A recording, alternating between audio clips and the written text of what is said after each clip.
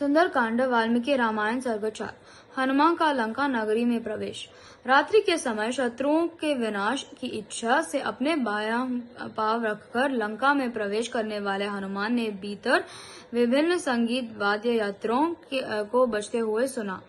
उन्होंने शत्रुओं की सेना को भी देखा और राजमहल के अंतपुर की ओर बढ़े।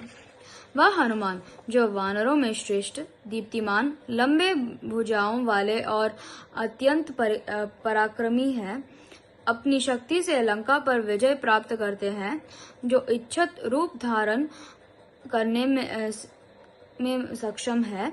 फिर उन्होंने द्वार के स्थान पर शहर की दीवार को लांघा। वानरों के राजा सुग्रीव के लाभ के लिए इच्छुक हनुमान ने लंका नगरी में प्रवेश किया और इस प्रकार वास्तव में शत्रुओं के सिरों पर अपना बायां पांव रखा।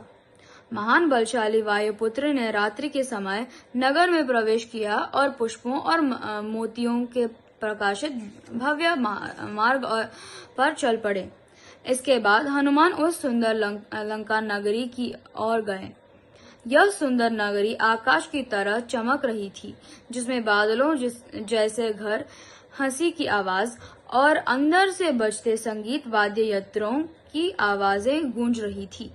यह नगरी हीरे और गदा के समान बलवान थी और खिड़कियां हीरों से सजाई गई थी। तब राक्षसों के घरों से सजी हुई वह नगरी अत्यंत उज्जवल दिखाई दी।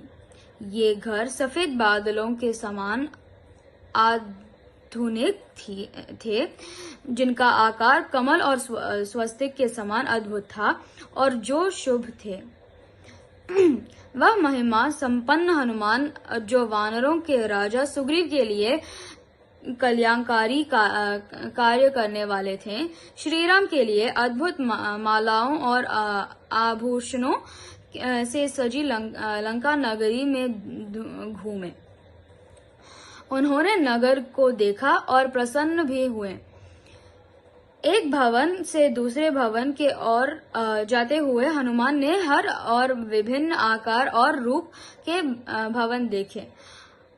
हनुमान ने एक मधुर गीत सुना जो 3 स्वरों, मंद्र, मध्य और तार से सजी प्रेमाकुल स्त्रियों द्वारा गाया गया था, जो स्वर्ग की अप्सराओं जैसे थी।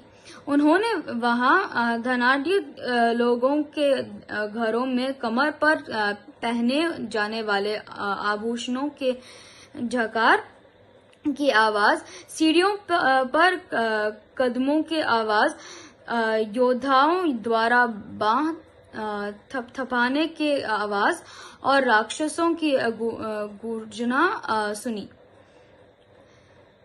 वहां हनुमान ने राक्षसों के घरों में मंत्रोच्चारण की आवाजें सुनी।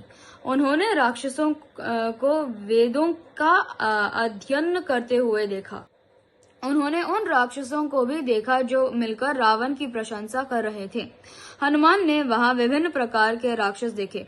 वे जो वेदाध्ययन में प्रवर्तित हैं, जटाओं वाले, मुंडन किए हुए, गौचर्म और अन्य वस्त्र धारण किए हुए, कुशा को अस्त्र के रूप में धारण करने वाले, अंगिन पात्र लिए हुए, हथौड़े और गदा लिए हुए, एक आंख वाले, एक कान वाले, मोटे पेट और लटके हुए स्तन वाले और भयावह रूप वाले।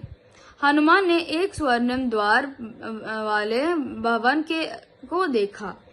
वह प्रसिद्ध भवन एक पहाड़ी के ऊपर था। यह सफेद कमलों से भरे जलाशयों से गिरा हुआ था और इसके चारों ओर एक परकोटा भी था। उन्होंने उस भवन को बार बार देखा। महान हनुमान ने गुप्त रूप से रावण के आंतरिक नगर में प्रवेश किया, जो स्वर्ग के समान था।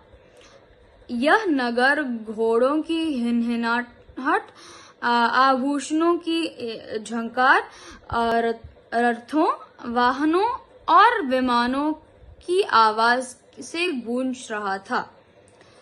यह शुभ हाथियों, घोड़ों और 4 दांतों वाले विशाल हाथियों तथा उन्मत्त पक्षियों और जानवरों से सुसज्जित था।